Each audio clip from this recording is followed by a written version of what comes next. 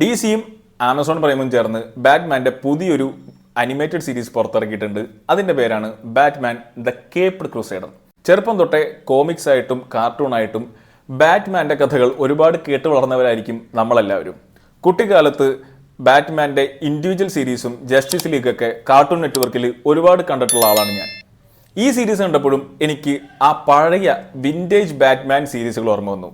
കാരണം അതുപോലെയാണ് ഈ സീരീസിന്റെ നരേഷനും അനിമേഷനും. ബാറ്റ്മാൻ ദ കേപ്ഡ് ക്രൂസേഡർ എന്ന് പറഞ്ഞ ഈ സീരീസ് ബാറ്റ്മാന്റെ ഒരു റീബൂട്ടാണ്. ബാറ്റ്മാൻ എത്ര തവണ റീബൂട്ട് ചെയ്യപ്പെട്ടാലും അത് അനിമേഷൻ ആയാലും ലൈവ് ആക്ഷൻ ആയാലും ലോകത്തെമ്പാടുമുള്ള പ്രേക്ഷകർ ഇരുകൈയും നീട്ടി അതിനെ സ്വീകരിക്കും. അത് ആ കഥാപാത്രത്തോടുള്ള അടങ്ങാത്ത ആരാധനകാരനാണ്. ഒരു കോമിക് ലവറായിട്ടുള്ള ഒരു ആണ് ജീവിതത്തിൽ ഒരിക്കലെങ്കിലും സ്വയം ബാറ്റ്മാൻ എന്ന് കരുതിയിട്ടുണ്ടാകും എന്നാണ് പറയുക. ഞാൻ കരുതിയിട്ടുണ്ട്. ബാറ്റ്മാൻ കോമിക്സിലെ പല വില്ലൻ കഥാപാത്രങ്ങളും ഈ സീരീസിൽ വന്നു പോകുന്നുണ്ട്.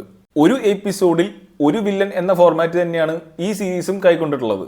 എന്നാൽ മുമ്പത്തെ സീരീസുകളിൽ നിന്നും ഇതിനെ വ്യത്യസ്തമാക്കുന്നത് എന്താണെന്ന് വെച്ചാൽ, അടിമുടി അഴിമതിയിലും കുറ്റകൃത്യങ്ങളിലും മുങ്ങിക്കൊളിച്ചു നിൽക്കുന്ന ഗോഥം നഗരം ഈ സീരീസിലെ വലിയൊരു കഥാപാത്രമാണ്.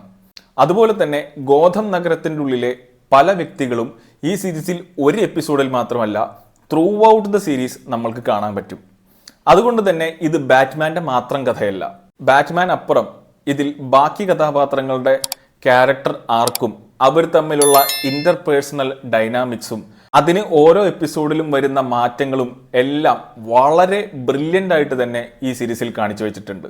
അതുകൊണ്ട് തന്നെ തുടക്കത്തിൽ വളരെ സിമ്പിളായിട്ട് കഥ പറഞ്ഞു തുടങ്ങി അവസാനത്തേക്ക് എത്തുമ്പോൾ ഈ എല്ലാ കഥാപാത്രങ്ങളുടെയും ഒപ്പം സഞ്ചരിച്ച് ഇമോഷണലി വളരെ ഹൈ ആയിട്ടുള്ള ഒരു എക്സ്പീരിയൻസ് തരാൻ ഈ സീരീസിന് സാധിച്ചിട്ടുണ്ട്. കോമിക്സിലെ പല വില്ലന്മാരും ഈ സീരീസിൽ വന്നു പോകുന്നുണ്ടെങ്കിലും ചില പ്രധാന വില്ലന്മാർ മിസ്സിംഗ് ആണ്. ഇത് സീസൺ 1 ആയതുകൊണ്ടും ഇനിയും സീസൺസ് വരാൻ ബാക്കിയുള്ളത് കൊണ്ടും വരുന്ന സീസണുകളിൽ നമുക്ക് അവരെ കാണാം എന്ന് പ്രതീക്ഷിക്കാം.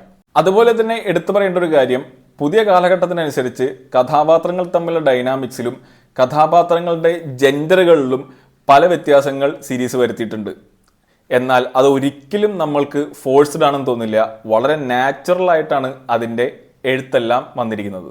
ബാറ്റ്മാനെ ഇഷ്ടപ്പെടുന്നവർക്ക് ഈ സീരീസ് ഞാൻ വളരെയധികം റെക്കമെൻഡ് ചെയ്യുന്ന ഒന്നാണ്.